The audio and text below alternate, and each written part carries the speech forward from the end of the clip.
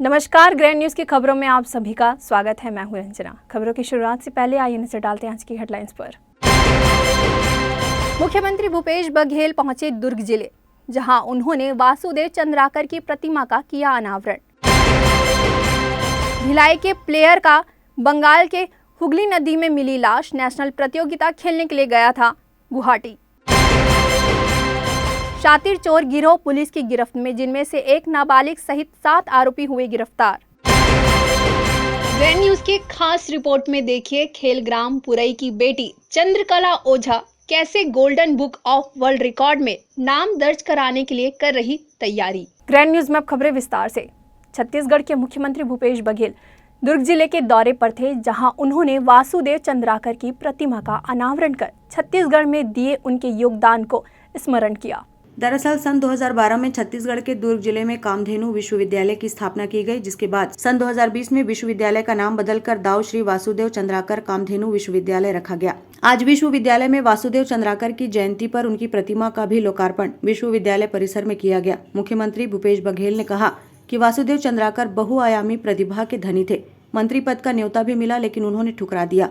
उनकी राजनीति की पाठशाला से कई विद्यार्थी उनकी स्कूल से निकले। सबसे जूनियर छात्र ने अपने आप को बताया। पशुपालन के क्षेत्र में भी उनका काफी योगदान रहा। अन्य राज्यों के मवेशी प्रदेश में टिक नहीं पाते हैं, न ही उनके लिए चारे की व्यवस्था हो पाती थी। इसलिए दाऊ जी सबसे पहले अंजोरा में देसी गायों की नस्लों को सुधारने की पहल की। विश्वविद्यालय परिवार को बधाई देते हुए कहा कि डेयरी क्षेत्र में जो प्रयोग किया जाता रहा है उसके लिए बधाई।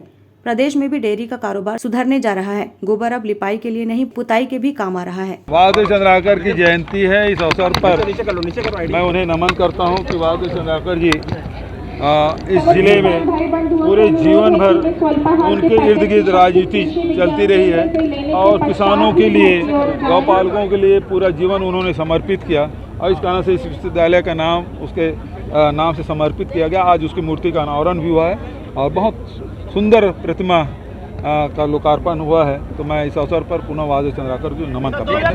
ग्रैंड न्यूज के लिए अतुल शर्मा की रिपोर्ट। छत्तीसगढ़ के 17 युवा खिलाड़ी 2 कोच के साथ गुवाहाटी के लिए निकले थे। यह सभी खिलाड़ी गुवाहाटी में होने वाले नेशनल हैंडबॉल जूनियर प्रतियोगिता में हिस्सा लेने के लिए शुक्रवार की शाम को रवाना हुए थे। शनिवार की सुबह पूरी टीम कोलकाता पहुंची, लेकिन जब खिलाड़ियों की गिनती की गई तो पता चला कि भिलाई के सेक्टर 4 का रहने वाला सिराज खान गायब है। पता साझी की गई, उसे फ़ोन लगाया गया, लेकिन उसका फ़ोन भी नहीं लगा, जिसके बाद पता चला कि उसका शव हुगली नदी में मिला। फिलहाल सिराज के परिजन हावड़ा के लिए पहुंच चुके हैं और स्थानीय पुलिस की सहायता से विवेचना की जा रही है।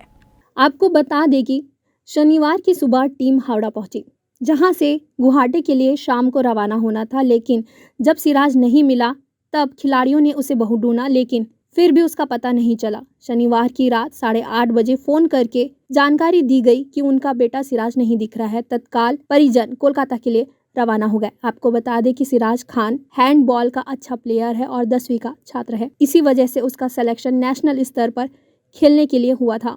बहन का कहना है कि मेरा भाई बहुत ही अच्छा हैंडबॉल खिलाड़ी था। कुछ और बच्चों की लापरवाही के चलते मेरे भाई की मौत हो गई है। 16 खिलाड़ियों में मेरा भाई अकेला ही नहाने गया था, क्या किसी की साजिश से ही हुआ होगा?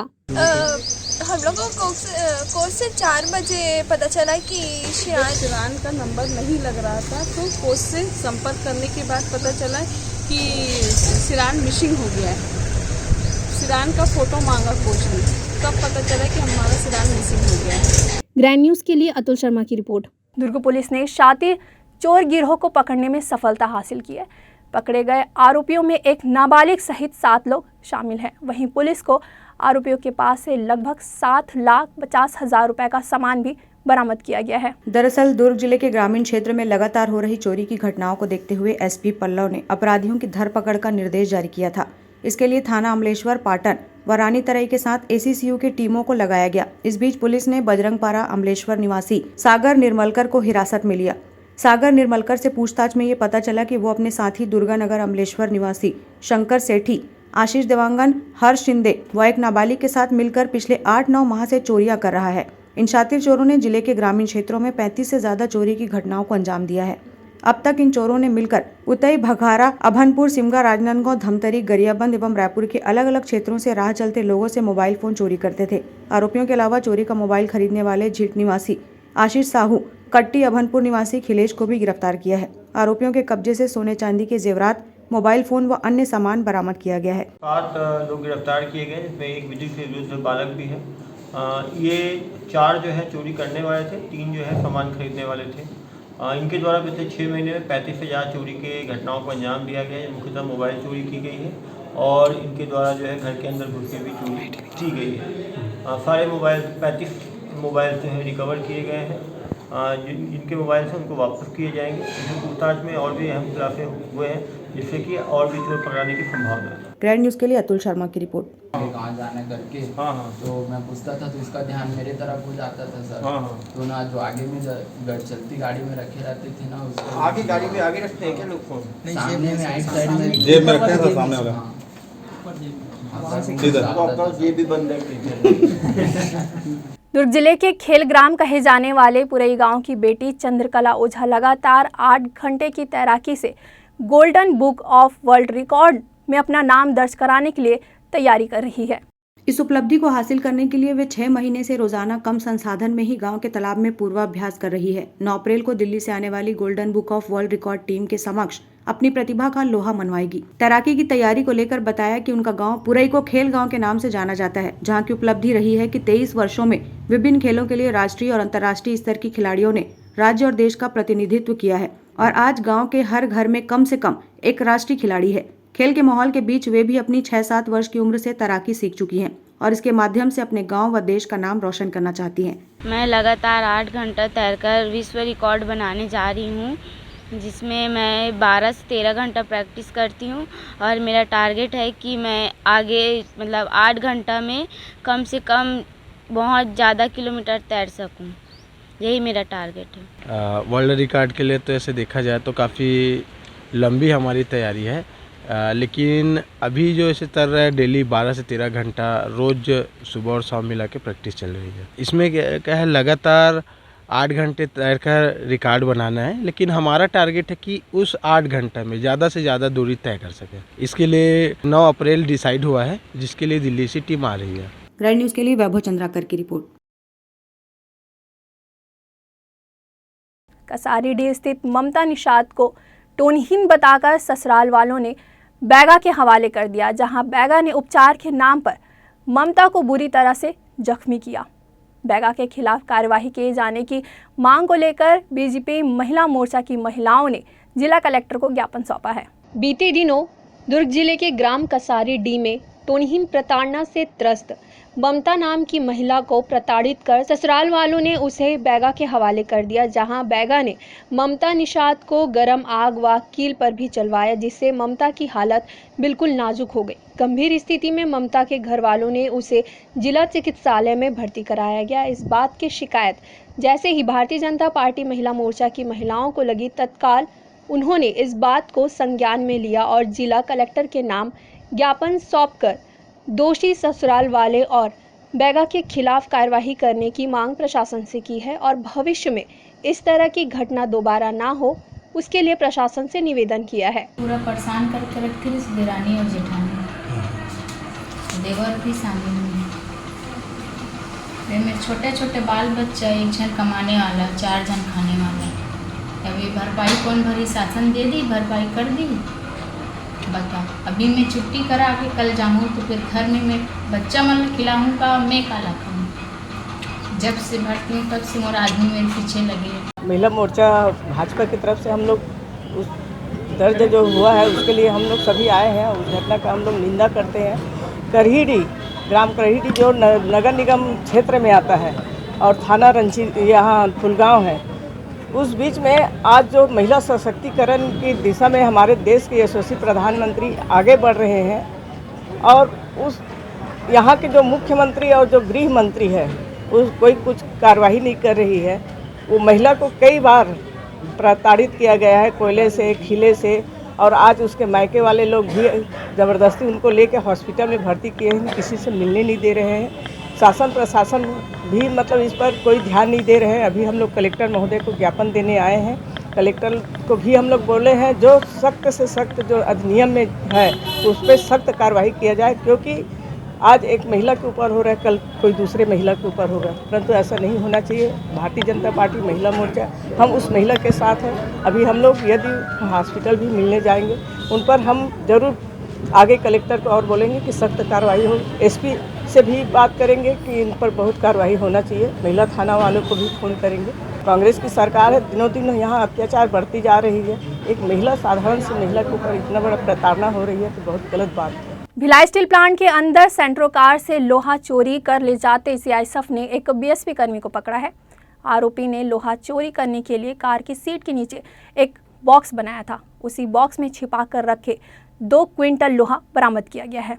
भट्टी पुलिस ने बताया कि 24 मार्च की शाम उनके पास सीआईएसएफ के जवान ने चोरी का लोहा पकड़ने की जानकारी दी थी। सीआईएसएफ के सहायक उप निरीक्षक विनोद कुमार मिश्रा ने पुलिस को बताया कि उनके जवान ने चेकिंग के दौरान एक सेंट्रो कार को जब्त किया है। उन्होंने कार चालक संतोष निषाद को बीएसपी के ड्यूटी प्रमाण पत्र के साथ पकड़ा है। संतोष नेवई थाना अंतर्गत उत्कल नगर पानी टंकी के पास रहने वाला है। वो अपनी कार की सीट के नीचे एक बॉक्स बनाया हुआ था। उस बॉक्स में 13 लोहे के टुकड़े वजनी 2000 किलोग्राम छिपाकर ले जा रहा था। चोरी किए गए लोहे की कीमत 3000 रुपए बताई जा रही है। पुलिस 25 मार्च की देर रात मामला दर्ज कर आरोपी को गिरफ्तार कर चोरी का लोहा सहित कार को जब्त किया है। ग्रैंड न्यूज के लिए अतुल शर्मा की रिपोर्ट। भिलाई सेक्टर 7 वार्ड 67 के पार्षद लक्ष्मीपति राजू के नेतृत्व में बैठक आयोजित की गई, जहां आंध्र प्रदेश में मनाए जाने वाले उगादी पर्व के विषय को लेकर चर्चा की गई। आगामी 16 फरवरी को श्री राम मैदान में हर्षोल्लास के साथ उगादी का पर्व मनाया जाएगा। वहीं इस कार्यक्रम को लेकर पार्षद लक्ष्मीपति राजू ने ग्रैंड न्यूज को विस्तार से जानकारियां दी। भिलाई में भी लगभग 80,000 के करीब आंध्र प्रदेश के लोग निवासरत हैं, तो यहाँ भी लोग उगादी पर्व को बहुत धूमधाम से मनाते हैं। तो मैंने भी सोचा कि जब 80,000 लोग हैं, क्यों ना सब मिलकर एक जगह इसको बनाया जाए। इसी कारण आज हम लोगों ने इस बैठक को रखा है। सारे भिलाई के तेलुगु समाज के जितने प्रमुख लोग हैं, सभी प्रमुख लोग, पदाधिकारी लोग आके बैठे हुए हैं। हम इस पर्व को 16 अप्रैल को श्री राम चौक में यहाँ पे मैदान में बनाने जा रहे हैं। भिलाई के गांधीनगर दीक्षित कॉलोनी में 10 लाख की लागत से बनने वाले बैडमिंटन कोर्ट के निर्माण के लिए भूमि पूजन किया गया है। वहीं इस कार्यक्रम में वार्ड के पार्षद संदीप निरंकारी व क्षेत्रवासी उपस्थित रहे। टेनिस कोर्ट का नहीं, ये बैडमिंटन कोर्ट का आज गांधीनगर दीक्षित कॉलोनी के नागरिकों के साथ मिलके और मेरे कांग्रेस के साथियों के साथ मिलके आज इसका भूमि पूजन किया गया है। इसके लिए मैं माननीय महापौर नीरज पाल जी को बहुत बहुत धन्यवाद देता हूँ, जिन्होंने क्या बोलते हैं अपनी निधि से 6 लाख रुपए और जिसमें पार्षद निधि मेरी 4 लाख रुपए, 10 लाख रुपए के लागत से ये बैडमिंटन कोर्ट का निर्माण हो रहा है। बहुत अच्छा लगा यहाँ पे जो भैया आए हैं हमारे निरंकारी भैया, और जो बैडमिंटन का यहाँ पे उद्घाटन हुआ है उसको यानी सभी के लिए, बच्चे बूढ़े सभी के लिए। वक्त हो चला है एक छोटे से ब्रेक का। खबरें और भी हैं, बने रहिए ग्रैंड न्यूज़ के साथ।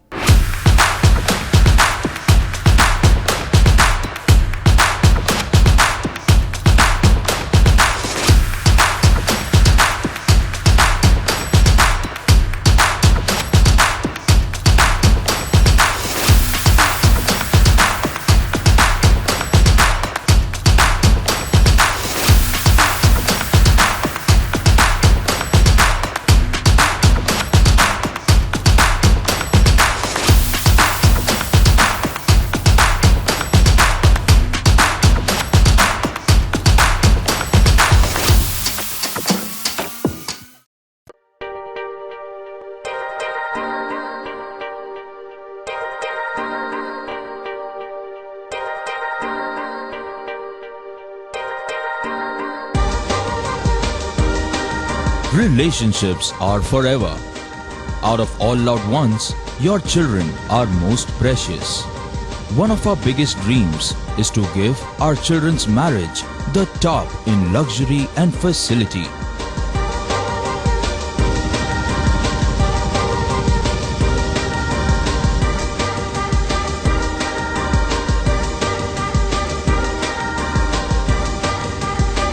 In today's busy life, you cannot afford to take time out for everything to be perfect for your marriage. And you cannot compromise on quality of service for your guests. Our customized marriage packages are made just according to your wish. This presentation will acquaint you with the different luxury packed marriage packages available. This package has an elaborate menu with 60 mouth-watering items. Bharat Swagat including welcome drink, snacks and sweets. A breathtakingly decorated welcome gate and the arena decorated with flowers. To give you the best colors in view, we organize special light effects for all areas. We take care of decorating the groom's car to its best attire and exclusive DJ beats for extreme fun and valet parking to make your guests feel like an emperor. Our exclusive add-ons give you unlimited freedom to customize your ceremony to its best.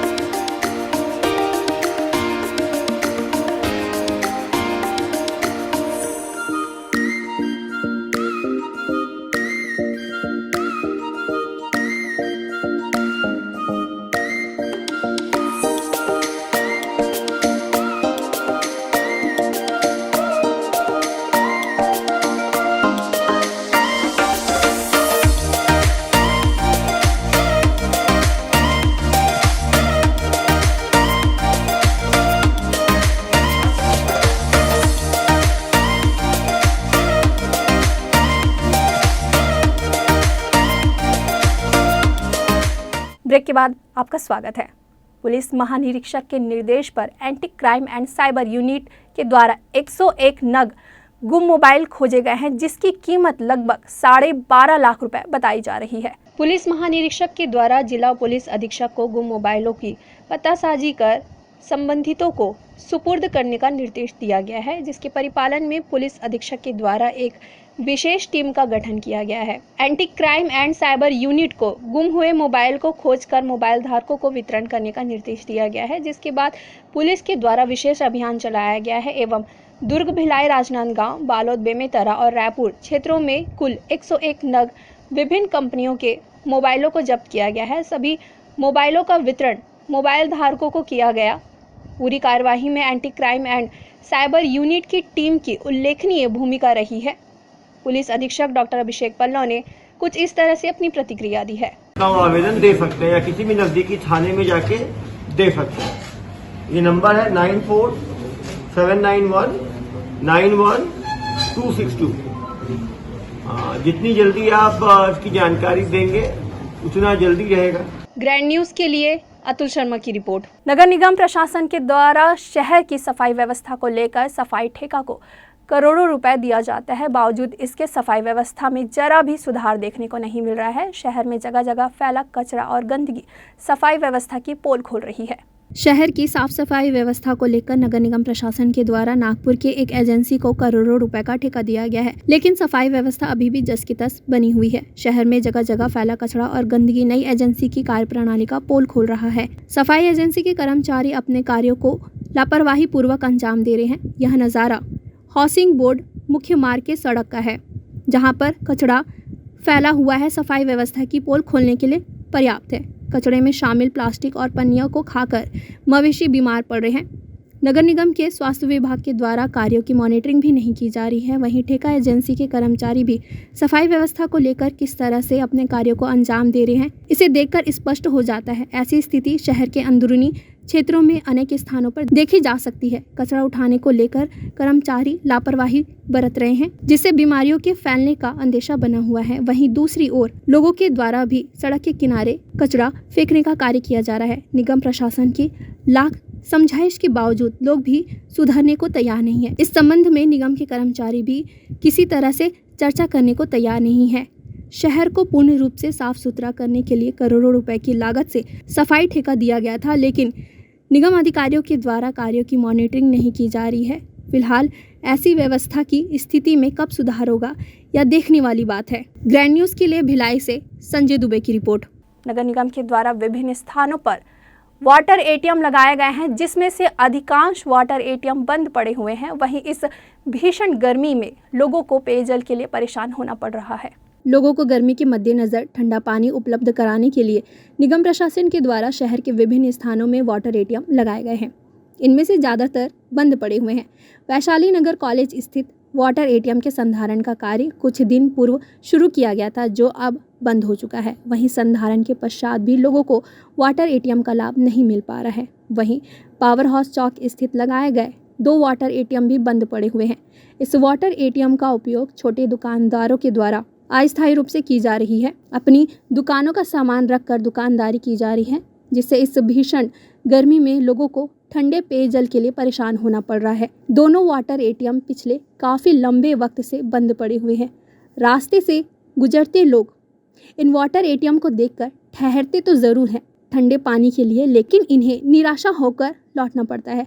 ऐसी स्थिति अन्य water ATM की भी बनी हुई है। नगर निगम प्रशासन को लेकर उदासीनता बना हुआ है।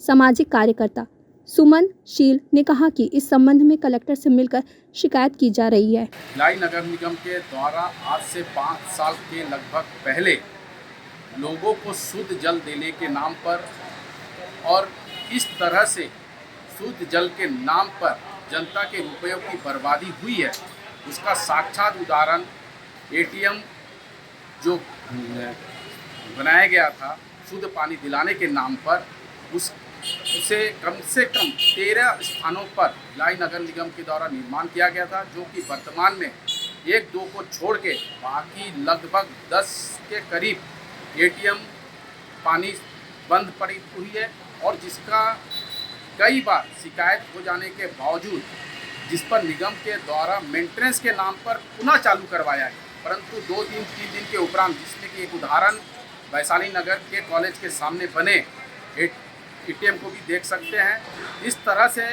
कि भिलाई नगर निगम में किस तरह से जनता के रुपयों की बर्बादी हो रही है और किस तरह से आज ये भीषण गर्मी में भी लोगों को शुद्ध पेयजल तो दूर, ठंड पेयजल तो दूर, कोई भी जल मिलना नामुमकिन है। फिलहाल गर्मी के मद्देनजर नगर निगम प्रशासन को वाटर एटीएम के संधारण को लेकर तत्परता से पहल की जाने की जरूरत है। हजारों लोग इन्हीं वाटर एटीएम पर निर्भर रहा करते हैं। इसके बंद रहने से लोगों को निराशा होना पड़ रहा है। ग्रैंड न्यूज के लिए भिलाई से संजय दुबे की रिपोर्ट।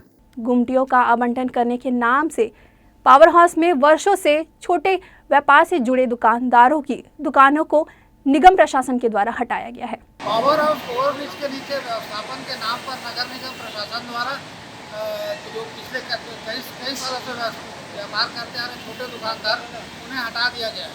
इन दुकानदारों को हटने से अब ये पूरे जितने भी व्यापारी हैं, अभी हमारे साथ 5-6 व्यापारी खड़े हैं जिन्हें हटा दिया गया, जो लगभग पिछले कई वर्षों से जिनकी दुकानें यहाँ पे संचालित हैं।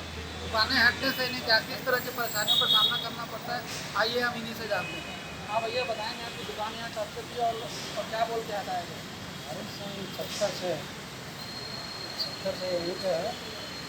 अभी उसकी का लाट हुआ था तो उसकी मिला नहीं, और उसके बाद अभी तोड़ दिए है कि बोले व्यवस्थापन करेंगे। अभी तो हो गए 1 हफ्ता हुआ ही, हम तो कुछ काट नहीं पाते। क्या बोलते हैं नगर निगम? वो आ भी नहीं रहे 1 हफ्ते से। धमदा क्षेत्र के एक घर में नेवले के डर से सांप छुपा रहा। वहीं 16 घंटे के रेस्क्यू के बाद सांप को सुरक्षित बाहर निकाला गया, जिसके बाद सांप को पानी पिलाया गया, जिसका वीडियो काफी वायरल हो रहा है।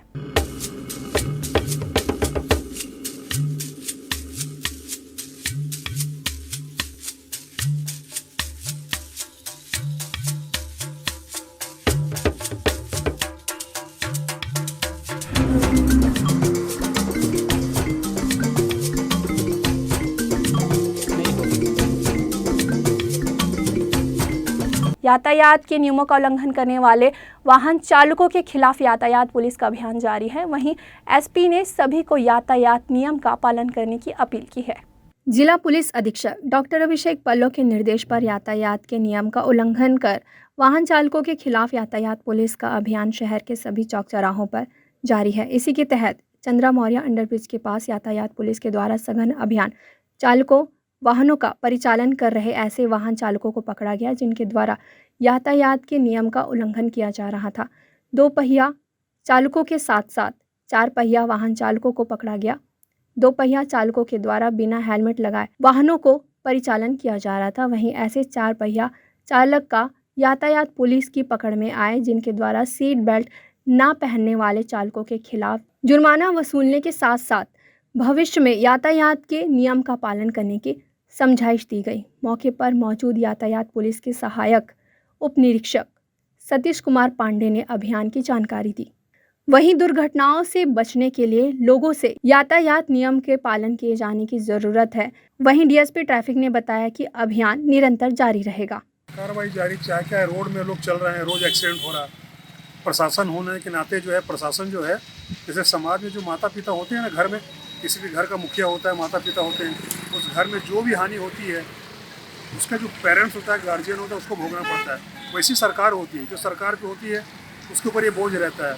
तो कोई भी घटना हुई, रोड एक्सीडेंट हो या किसी प्रकार का कोई अपराध हो, संज्ञेय अपराध हो, चाहे वो शरीर से संबंधी हो, चाहे संपत्ति संबंधी हो, सरकार को पर आरोप लगती है।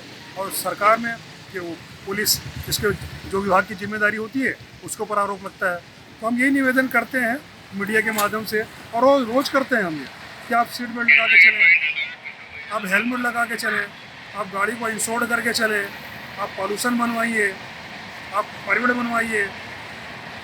पूरे रोड के जो नियम है, ये इसीलिए तो कार्रवाई करते रहते हैं ताकि आप करो। लेकिन उसमें उसके बाद भी लोग ऐसा धमकी चमकी दे के जाते हैं। ऐसा लगता है कि मतलब रात में ऐसा लगता है कि भाई आज किससे तू मैं हुआ, किससे भाई आपने 300 रुपये फाइन पटाया या सीट बेल्ट का आपने 500 रुपये फाइन पटाया, वो तो पैसा आपको रसीद दे रहे हैं ना, तो सरकार को जा रहा है ना पैसा जी। फिर अब हमको क्या धमकी चमकी देते हैं यार। ग्रैंड न्यूज़ के लिए अतुल शर्मा की रिपोर्ट।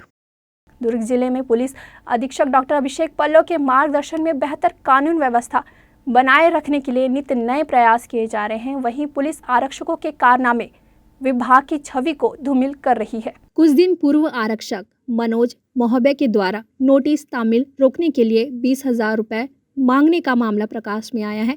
वहीं अब एक और ताज़ा मामला सामने आया है, जिसमें छावनी थाना में आरक्षक श्याम सिंह ने पुलिस विभाग को धोखे में रखकर साइबर सेल से अपनी पूर्व प्रेमिका का कॉल डिटेल का CDR निकाल कर उसे ब्लैकमेल करने लगा। उक्त महिला की शिकायत पर दुर्ग एसपी ने निजाता का अधिकारी का हनन मामले में आरक्षक श्याम सिंह को लाइन अटैच करते हुए विभागीय जांच का आदेश दिया गया। दुर्ग पुलिस अधीक्षक डॉक्टर अभिषेक पल्लव का कहना है कि CDR निकालने को लेकर स्ट्रिक्ट गाइडलाइन होता है, जिसमें संदेह लगाया जा रहा है कि जिसकी विभागीय जांच की जा रही है, फिर दोषियों के खिलाफ सख्त कार्रवाई की जाएगी। छावनी में एक आरक्षक है जिसके द्वारा जो है एक CDR जो है, जो कि गवर्नमेंट का ऑफिशियल सीक्रेट डॉक्यूमेंट है, उसको सोशल मीडिया के थ्रू भेजने की बात सामने आई। इस तत्काल संज्ञान आते ही उसे लाइन अटैच कर दिया गया है और प्राथमिक जांच शुरू की गई है। जांच में पुष्टि होने पर उसके खिलाफ जो है ऑफिशियल दंडात्मक कार्रवाई की जाएगी। ये क्योंकि हम CDR मंगाते हैं, CDR निकालने के लिए बहुत ही स्ट्रिक्ट गाइडलाइंस हैं, लेकिन निश्चित रूप से कहीं ना कहीं सेंध लगी है इस गाइडलाइंस में। इसकी जांच की जा रही है। जो भी लोग दोषी होंगे उसके खिलाफ डिपार्टमेंटल गंभीर जो है कार्रवाई की जाएगी। ग्रैंड न्यूज़ के लिए वैभव चंद्राकर की रिपोर्ट। छत्तीसगढ़ सरकार की महत्वपूर्ण योजना मुख्यमंत्री कन्या विवाह योजना के तहत बेमेतरा जिले के साजा मुख्यालय में 20 जोड़े विवाह के बंधन में बंधे। वहीं कृषि मंत्री रविंद्र चौबे ने नवदंपति को आशीर्वाद दिया।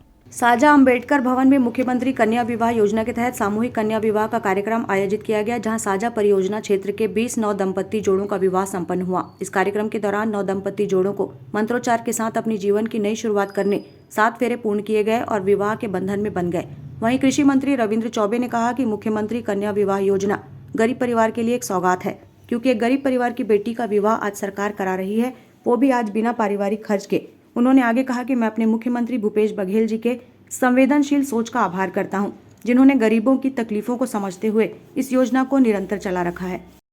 मुख्यमंत्री कन्या विवाह योजना के अंतर्गत 20 नवविवाहित जोड़ों को आशीर्वाद देने के लिए आया था।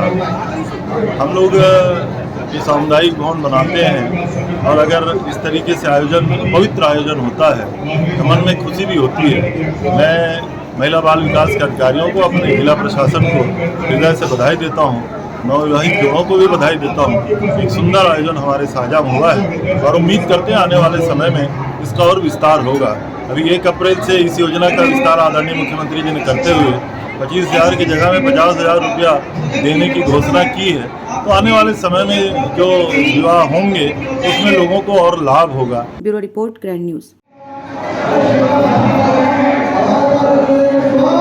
श्री राम जन्मोत्सव समिति के द्वारा रामनवमी के पावन अवसर पर हर्षोल्लास के साथ भव्य कार्यक्रम का आयोजन किया जाएगा, जिसकी तैयारियां अंतिम पड़ाव पर है, जहां विभिन्न सांस्कृतिक कार्यक्रम का आयोजन होगा। जन्मोत्सव समिति द्वारा इस 38वें वर्ष के रामनवमी मनाने जा रहे हैं हम लोग, और उसमें लगभग भिलाई के 1.25 लाख से ऊपर घरों में हमारे हजारों राम भक्त कार्यकर्ताओं ने 90 क्विंटल से अधिक एक मुट्ठी दान प्रभु राम के नाम कार्यक्रम के तहत सबके घरों में जाकर के एकत्रित किया है।